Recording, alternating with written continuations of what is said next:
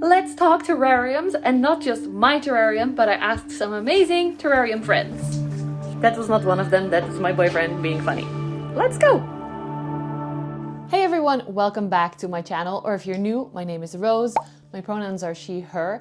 I'm a plant lover from the Netherlands, and in this video I invited a bunch of my friends who have incredible terrariums to show them to you. And at the end I will also show you a bit of an update on mine. As always with these collaboration videos, I try to invite different people with different levels of experience. A lot of them are incredible at terrarium building, but in this case it's more focused on their experience on YouTube. So you'll notice some of our familiar faces like Amy and James, who are YouTubers and have incredible channels themselves, but also I invited some people who have never filmed themselves.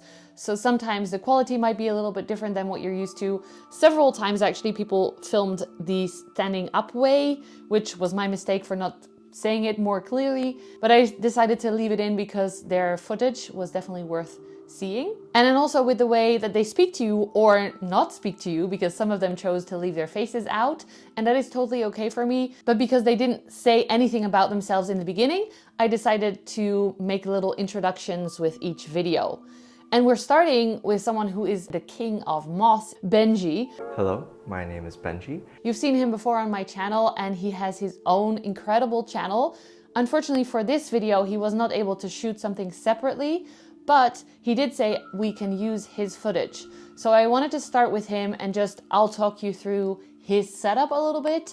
And then from then on, people will talk to you themselves. Benji has an IKEA cabinet that he repurposed into a built terrarium. So he made the back wall of expanding foam. He played around with the settings a little bit. He used to have a waterfall in there, which was beautiful, but like he said, was not very practical. So he changed that out. Let's talk about his plants last, because that's, I think, the most fun part. So a little bit of the technical things. He weather stripped the doors to make it more humidity holding, if that's a thing.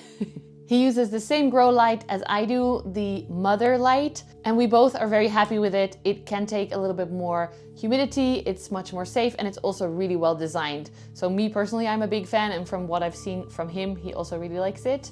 For the humidity, he tries to spray into his terrarium daily, but he did say that it can take up to 4 or 5 days without spraying. Oh, and he uses reverse osmosis water for the spraying, so that it doesn't get, at least that's why I use rainwater or osmosis water, so that you don't get the calcification. The main plants that he has in there are, in my opinion, aroids and begonias and carnivorous plants.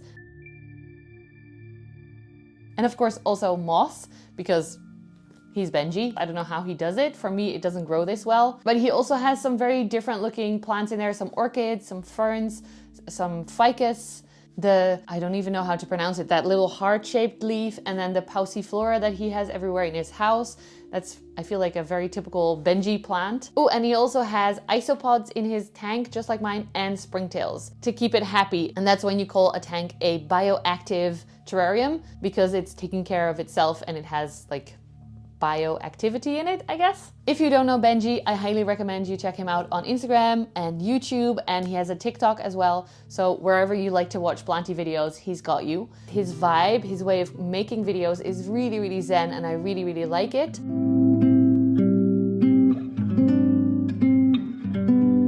Let's move on to the next person. Her name is Brandy. I met her actually at the plant market recently, so if you want to watch that video back, I think you can spot her face. And her Instagram is foliafile. Actually, when I first started building this terrarium, she reached out to me and she said, shall I send you some terrarium plants, cuttings, to grow in your new tank?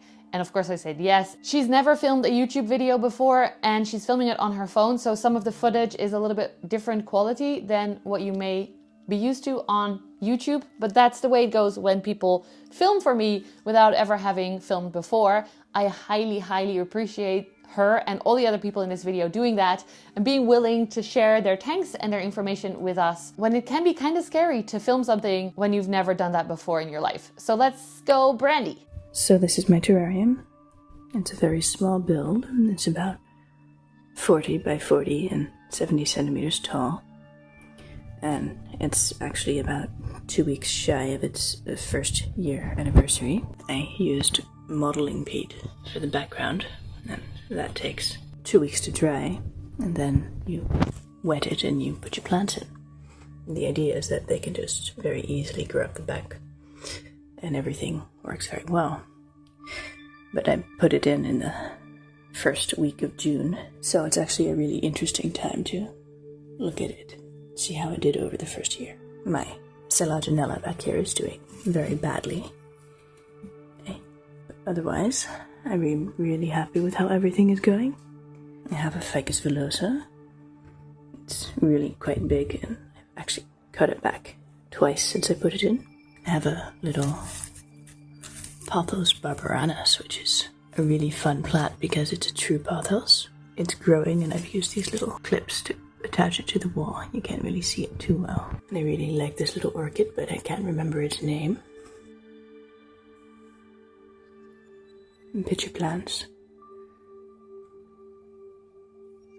Masdevallia orchids. They grow really fast and they bloom constantly, so unless you want to just keep pruning them back, you probably don't want them. I have some little begonias that I grew from seed over here. I also forget what they are, only that they're miniature. I have a couple of little jewel orchids. I have this vine here, which is really quite interesting because it's the same family as tomatoes and potatoes, nightshade, and this very big and bushy purple thing back here is the same family. My little ferns, I really like the branches in the middle. And you almost can't see that I have some more miniature orchids hidden in there. I had to prune them back because I had some snails. And this one also had a snail issue, but it's getting better. And then a little tiny ficus. I also really like how he achieves this sort of vertical growth with the usage of this branch, which is a fairly old piece of grape, and I have some zazim built in it. So there's a zazim, which is a fern planter here, which raises a bunch of things up, and then I have some zazim panels on the walls. And this is a fully bio terrarium in that it doesn't have any pumps or controls. It just gets sprayed once a day when it's temperate and twice a day when it's very warm. And it has a colony of springtails. All the leaves are mixed back into the dirt where they're allowed to rot. I don't think you can see any of the springtails right now because normally they're out later in the day, but there you go. I've got some white ones. They're imports from China, I believe. And if I were giving one tip to make a terrarium, it would be to use the springtails because they keep the mold population down, which, as you can see, is not quite perfect because I have some algae that's doing a little bit of molding over there, but it's very localized into an area that I can't really clean because the branch is in the way. You can see the little orchid roots coming up the back though. And this is my favorite little corner of this because I've got a true pothos in it. But really the entire terrarium is just its own little tiny corner of plants.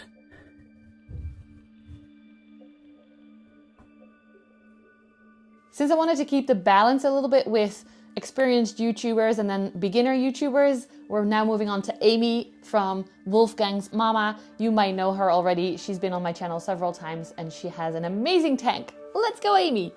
Hi guys.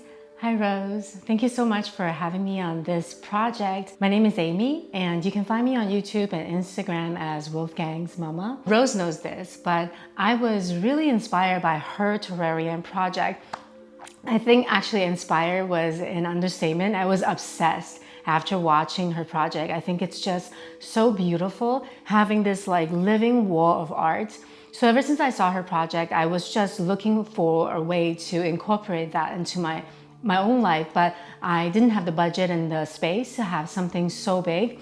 And then I found Benji plant his project with the Rasta. And then ever since I saw that, I just started planning and working, and I'm really, really happy with the results. It's actually always like a work in progress. Work as in like I'm putting in more care and like more plants or takeout plants or shifting positions, but also because it's everything's living in there. So they're constantly changing, and things are growing, things are dying, things are blooming, and little isopods are having babies. So this is like a, I don't know, it really just feels like I have created a little bit of a forest inside my own home, and I love it so much. Like I do not stop looking at it.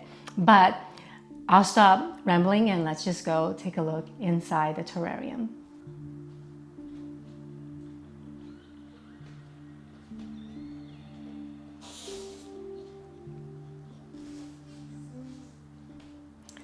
I think my very favorite element of the terrarium is this piece of driftwood that I found on Marketplace. I love that it adds this like diagonal element to the terrarium, and that I could mount so many little orchids and pinguiculas on top of it.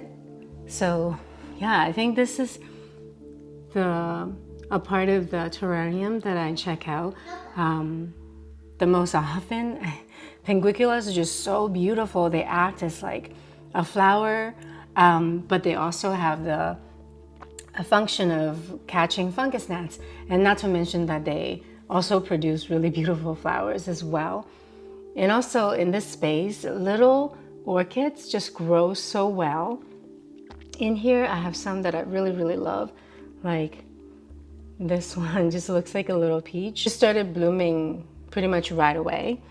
I have quite a few mounted on the driftwood. So I learned this trick from Brad's greenhouse. Basically, I just use crazy glue to glue the sphagnum moss and the orchid onto the driftwood, and they do really well in there. This is one of my favorites. It's Phalaenopsis minimark. It's so delicate and so beautiful. This is a bloom that budded in the terrarium and bloomed in here. I lost 2 blooms when I first introduced the orchid into the terrarium. I guess that's something that I could mention as a tip. A lot of times I find that when I introduce things into the terrarium, some plants take to the environment right away. Some plants are gonna probably die off a little bit and then come back. And I have lost some begonias. They just kind of melted away, and it was just too much damage to the plant for them to come back. But some did eventually bounce back, like this jello. Another tip that I want to share with you guys is that in the terrarium, I find that there are so many different areas that is like having a smaller pot or a bigger pot. Some areas, they are not so thick with so much sphagnum moss, so they would dry, like this one. They would dry off quicker, so I have to stay on top of watering this part more. And there are parts that, say on the bottom, that don't get as much light and also have like a lot of substrate on the bottom. Then they don't need as much watering.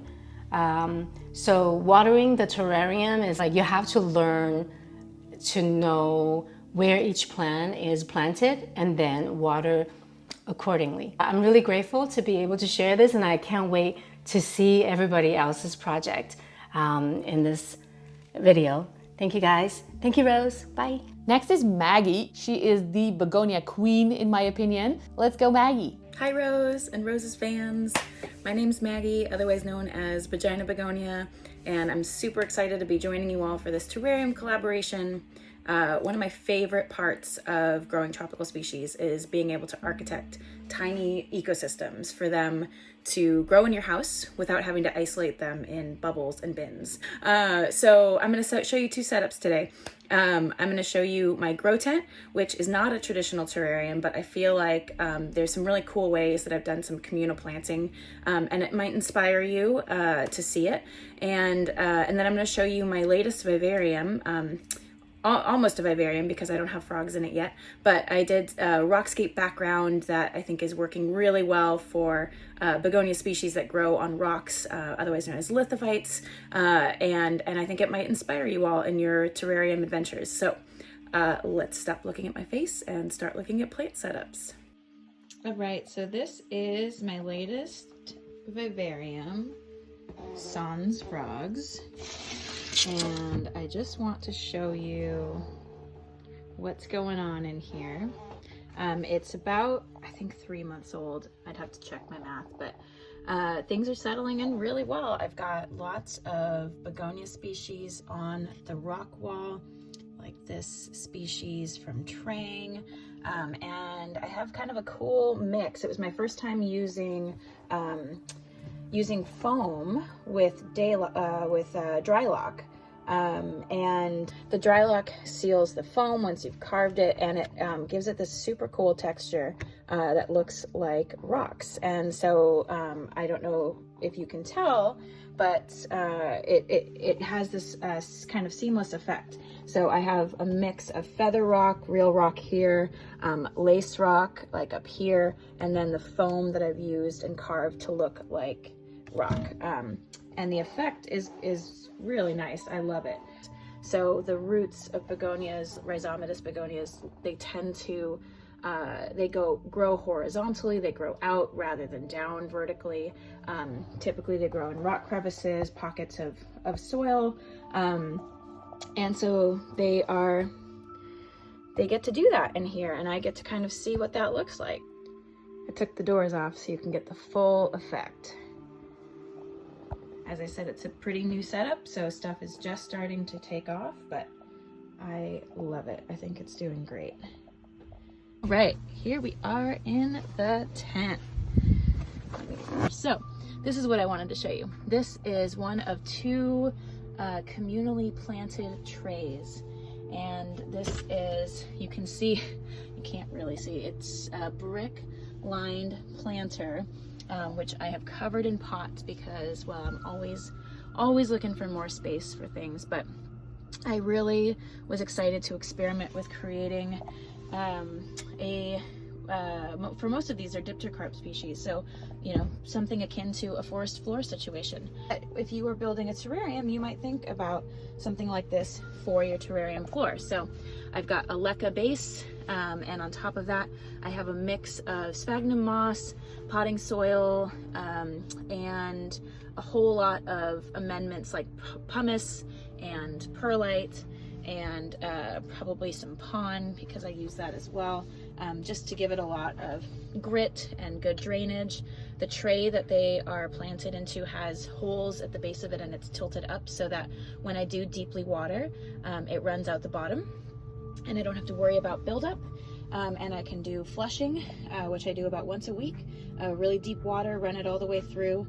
This is my other extremely fun tray of rhizomatous species. So the difference here being that the tray is actually much more shallow. It also has a leca base, and then the substrate you can see is much rockier. I don't use any sphagnum moss, and it's just a mix of about 3-to-1 pon plus extra perlite and pumice to 1 part potting soil. And then you can see here I have lace rock interspersed, and so these rhizomes can grow over and around the rocks, and they get a bunch of airflow, and they are some super happy campers. And that concludes my tour of the grow tent.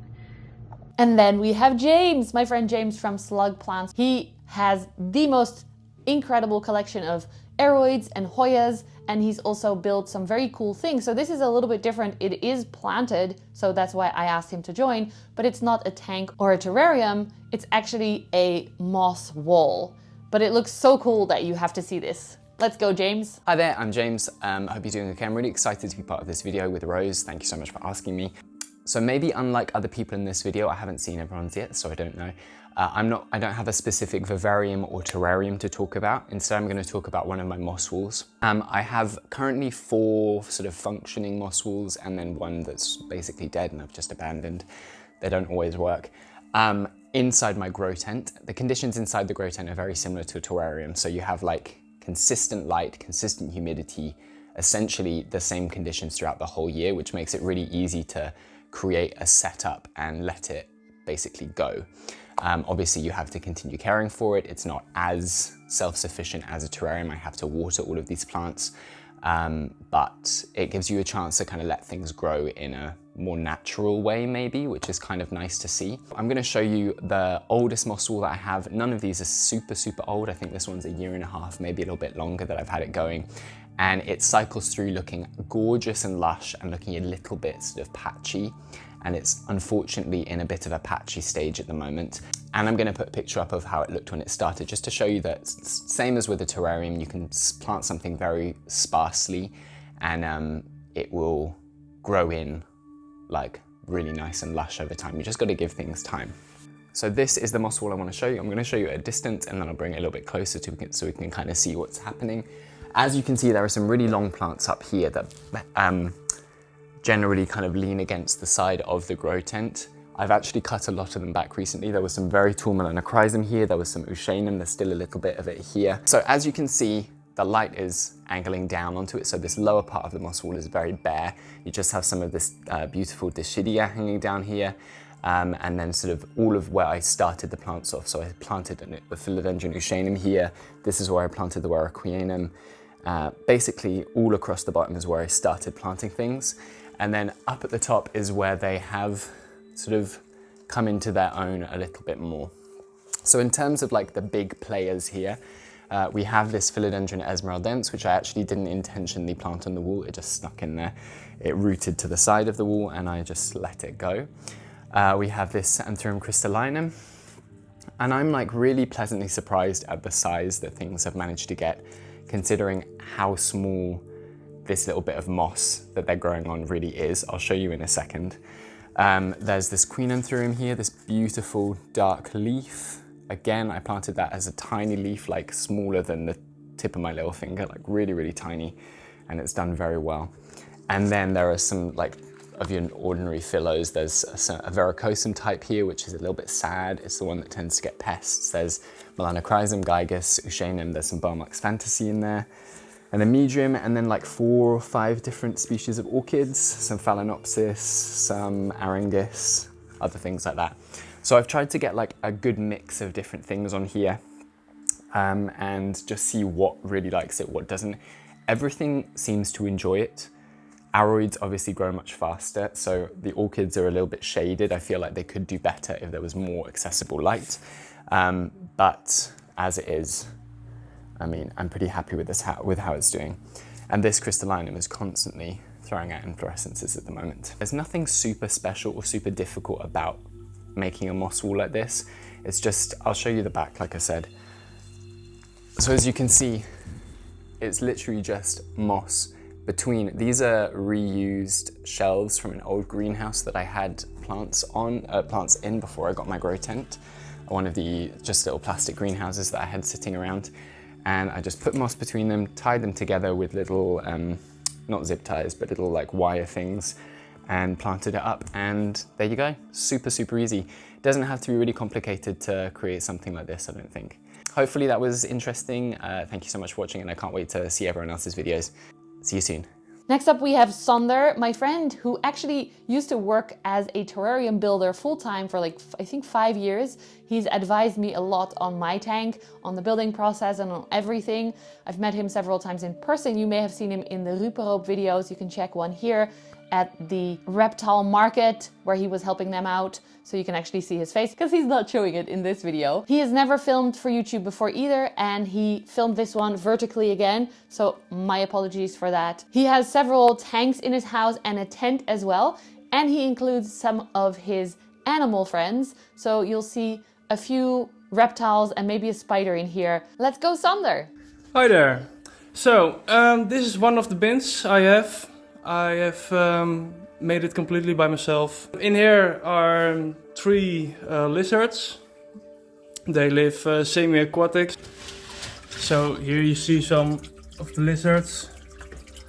And these lizards won't eat the plants, but on the other hand, they destroy it. I have some aroids in it, like some Raphidophora. This is the Raphidophora hongkongenensis. Also some Peliona, Aglaonoema, Scindapsus, some Ficus. The water is getting up to here. there is the waterfall.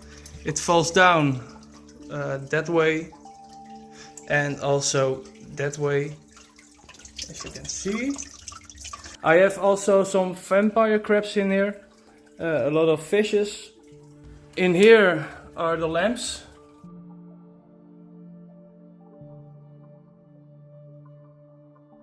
You see? Also, I have mist maker. As you can see, he doesn't mind it at all. That's funny. Also, I have a raining system in there. This one on. And now you see it's more raining.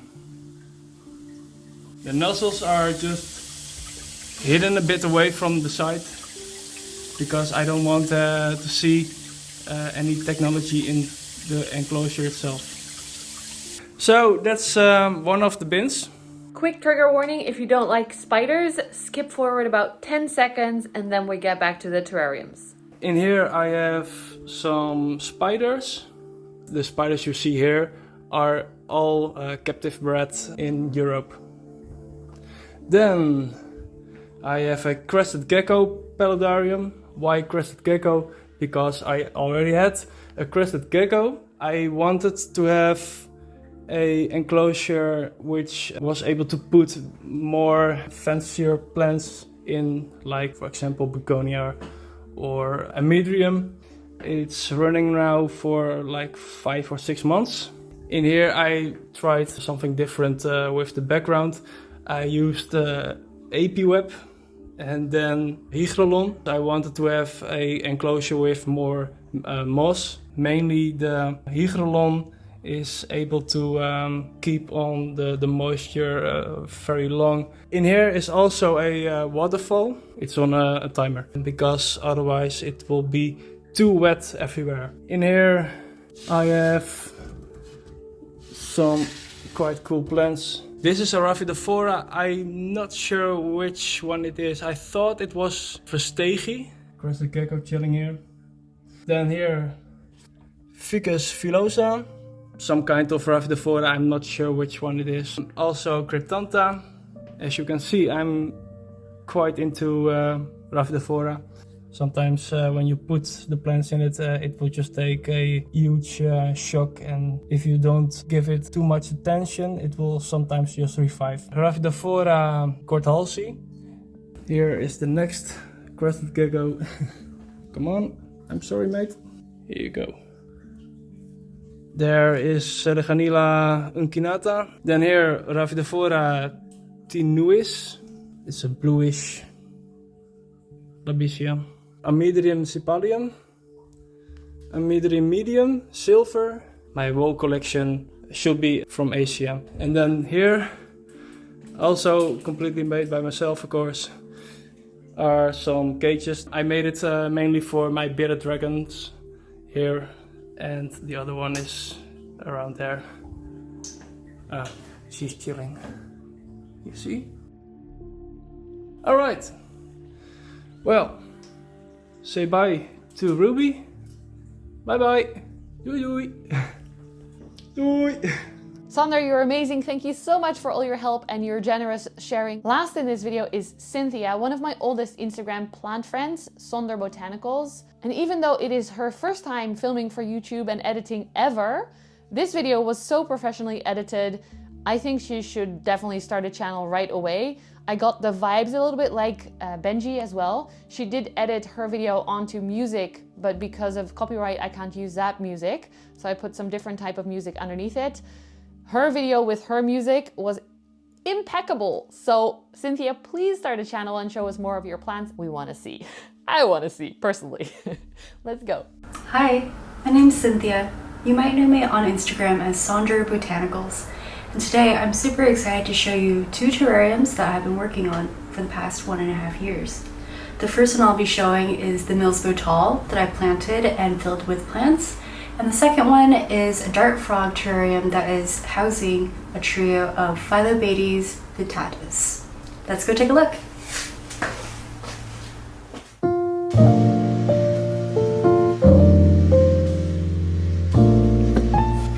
During the pandemic, I switched to a hybrid work schedule. This meant I had to make my space functional for work, play, and display.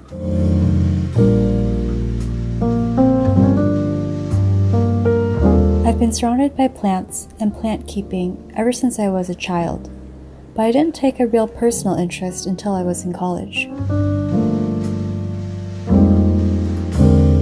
Many people turn to hobbies and projects, so for me, it was terrarium building. But as much as I like my home office during the day, I really think everything comes to life at night.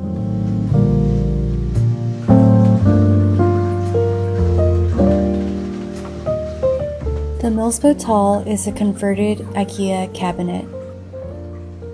It has a built-in fogger and fans that are on a timer and controlled by smart switches. I grow mini orchids, Hoya, and an assortment of climbing plants on the living wall. The background consists of a corrugated board supported on the back by metal grids.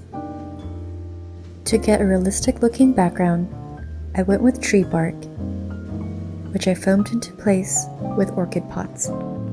I also went with Hydrolon to help with the wicking effect. The final step is adding your substrate, which involves peeling off the surface of the foam and pressing it in to the surface.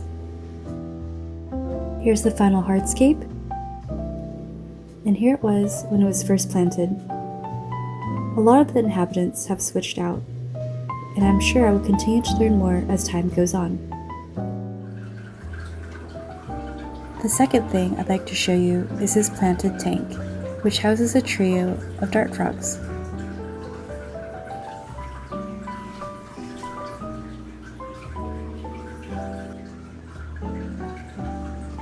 It features a drip wall which runs along the entire length of the back of the terrarium.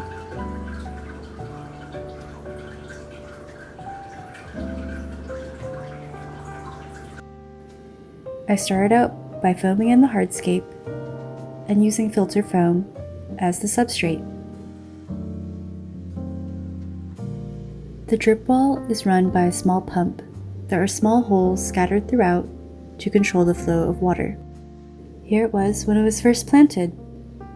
As you can see, the pool is a little bit too deep, so I went ahead and filled it in with more filter foam, and here's the final result. I definitely learned a lot, and I will be applying it to future builds. But now, on to the star of the show.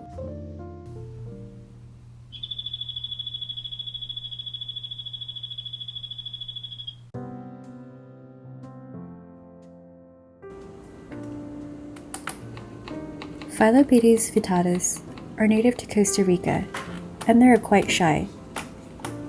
Usually they'll only come out for feeding.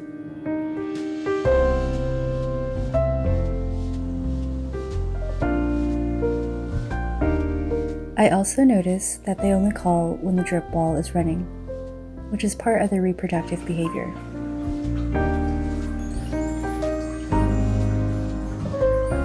This makes it all the more fun to watch them during this time.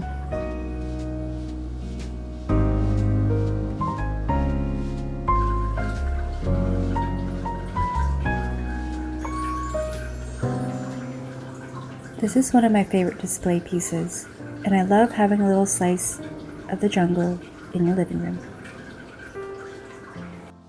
Hey, hope you enjoyed the video. Thanks again, Roos, for inviting me to join. You can find me on Instagram once again as Sandra Botanicals, where you'll be able to find more updates about these terrariums and other planty stuff I'm up to. See you there! Now it's finally time for my terrarium, which is doing really well. Some parts a little bit less than others. As you can see, the big plant has gone. I have made a vlog where I explain this. And actually, I'm gonna take some of these out tonight, so that's why I'm filming now, because they're getting too big. As you maybe can see here, this Frydek was actually growing more. Hold on, come on baby. It's growing all like this, which is beautiful, but it's completely blocking the light of one of my favorite plants in here. So I'm gonna take this out and pot it up and give it to my mom. And same with this cupria, even though it looks amazing, it looks very red as well in here. But I know it's a plant that my mom really likes and it's her birthday tomorrow. So I'm taking that out for her. And that way I'll have more space for the smaller plants that are actually getting a lot bigger, which I'll show you in a minute. But first, let's look at the setup. So this is a tank that is 120 wide centimeters, which I think is like 4 foot. And it's about 150 high in just the tank part, which is 5 feet. Feet is the plural, sorry. And then below it still has a cupboard, which makes it about 2 meters tall, almost touching the ceiling. I have quite an extensive setup in here now. I have a grow light here that is a Mother Life grow light.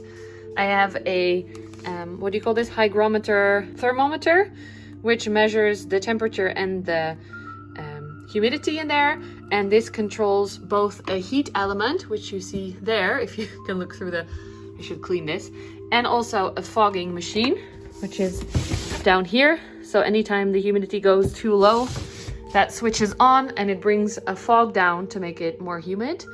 I also have fans in here, one at the top there, one diagonally at the top there to make sure that the heat from the heat element circulates. This only is needed in winter, by the way, not in spring and summer. And down here I also have 2 fans down back there, one and one down there. It doesn't look super nice to have them in the tank like this, but I wanted to make sure that the begonias got enough circulation down here. It was very like condensy down here before. If you've been following along on this building journey, I do have a playlist from all the different build videos that I did. I started in October 2021. It is now June 2022. And although the bottom has grown in nicely, I still think that the back wall is way too bare. It took me a little while to figure out how to keep the back wall moist enough for plants. And I actually just like last week potted some Hoyas in there, which is not really a standard plant for in terrariums. But I figured because the back wall dries out so quickly, Hoyas are able to deal with drying out more because they are epiphytes. So I thought I will plant them in there. I don't really know if that's gonna work or not, but as you can see, I put some beautiful Hoyas in here, some of my favorites. We'll just have to wait and see. I did root them in moss before I put them in, but again, that will be in that video of the next build step. I make videos about that regularly. These bits are still empty because some plants were not so happy, so I still have some planting to do as well, but I'm kind of waiting and seeing before I plant more. Which is not the case for the bottom. I've literally planted a lot of stuff in here. A lot of begonias that are doing really well. This begonia melanobulata is doing really well. Even the Amphioxus is flowering all over the place. And a little anthurium that I planted in here, which was super slow, finally has a new leaf here. So that finally grew. This begonia is definitely getting way too big. The leaves are getting super big. So I have to do something about that because there's a very, very nice plant here. This is Margravia elcoca, so one of the coolest Margravias in my opinion. And it doesn't get a lot of attention. And here's a little Begonia chloronura, which also will get very big, but not yet. You see some, I don't know what you call that in English in there, but that's for my isopods, because this is a bioactive tank. Just showing you some of my favorite plants. These are Labicias. It's making a new leaf, and then this is also a Labicea, but again, I'm gonna give that more attention once I take this out. I also have been experimenting with miniature orchids, which this one is doing really well. Some of the other ones, I'm not quite sure if they are doing well or not. I recently planted these 2 in here, and this one at least is doing well. It's making a new leaf and has some nice aerial roots. The main reason why I built this tank is for the anthuriums. So the queen anthurium was getting too big for my small terrarium, and I wanted it to have a beautiful spot where it can hang down and grow really long and have the high humidity that it needs, and also be more seen, because I could have moved it into my grow tent, but then you don't see your plants at all. It's much more fun to see them, in my opinion. So the anthuriums are like the main attraction, and then all the other things are things that I am discovering I didn't know much about, but I'm having so much fun enjoying them because there's a lot more to see than just a few anthuriums in here.